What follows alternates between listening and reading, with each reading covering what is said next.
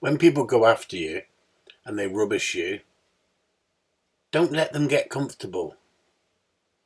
What you have to do is you have to put up your work and show your work. This is the dog that belongs to Andy, that Robert Elaine tried to pretend that the dog is scared of me and the dog will never trust a human and it's frightened.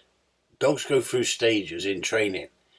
I let them push boundaries and then I start bringing them back. It's a different way of training. He wouldn't understand the way of training because he's never studied it. He has no understanding about creating drive and desire. He wants to suppress it all the time. So here it is slowed down. See the focus the dog's got on me? See, I'm sitting on the stool at the dog's level, letting the dog come into me.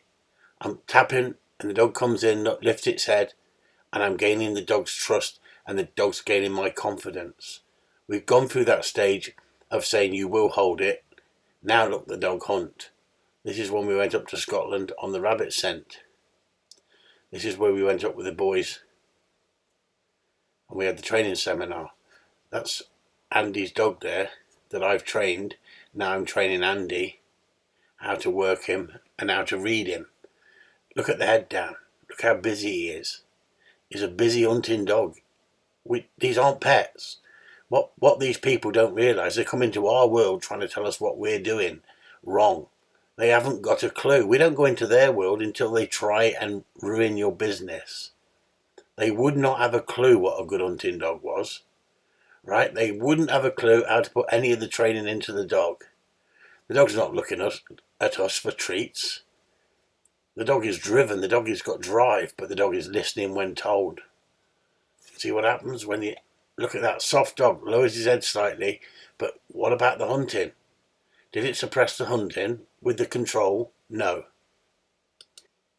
So when Andy takes the lead off the dog has got to sit there until he casts the dog off. It's as simple as that. When he casts the dog off, we don't want the dog doing a straight line. We want the dog hunting within gunshot.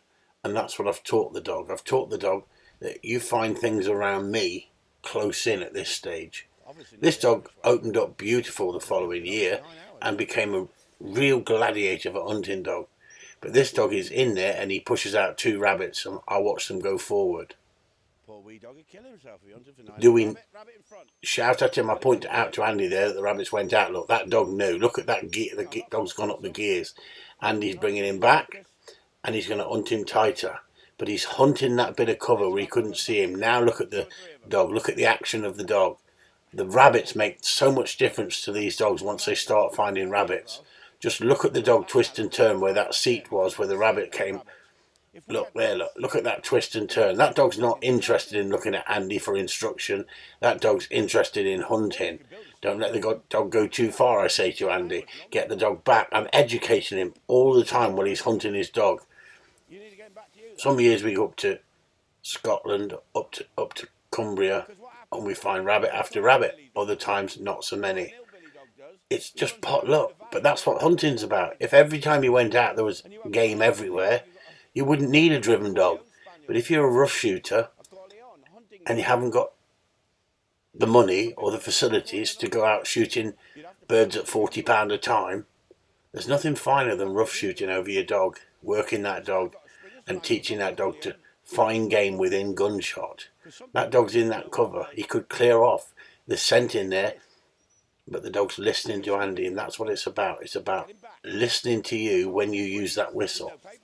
That dog is listening to him, but working for him. They're working as a team.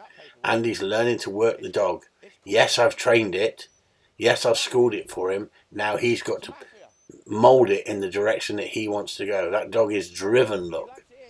And that's the dog that Robert Elaine wanted to rubbish and say would never make a good gun dog and it would fear people. Absolute joke, isn't it, really, when you think about it? These so-called experts come out with this shit, don't they? And they haven't got a clue. It's as simple as that. That dog is an hunting machine and he's absolutely loving it. Andy's come all the way across from Jersey, come down to me, down Cornwall, and we've travelled all the way to Scotland, up to here. I can't tell you where it is. We can't mention Scotland in case somebody gets triggered. Fuck it, it's Scotland. No, it's not. It's Carlisle. No, it's not.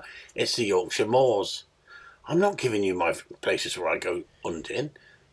No, it's at Kendal, isn't it? Everybody knows because I don't own the ground, do I? But look at the dog. Look at the dog, and look how the dog stops when told. The dog stops sharp on a sixpence. The dog's absolutely loving it. And that's what it's about. It's about education. Education. I'm giving Andy a little bit of stick. I'm saying to him, come on, sort yourself out, get yourself ready. But he's learning, look, he's not romping off after the dog. He's actually learning what to do. And he's got better and better. And the more time he spent with me, the better he became as a trainer. His dogs were better. Just because I train a dog, I still got to train the person to handle the dog. I still got to train the person to read the dog. And that's what it's about. And yet Andy's going through here lovely with the dog. They're working as a team, and that's what it's about. There's so much scent here, the dog could take a straight line and not listen to him. What we're asking the dog to do is put your head down and find game. Look at him. He's loving it. Absolutely loving it. It's gameplay.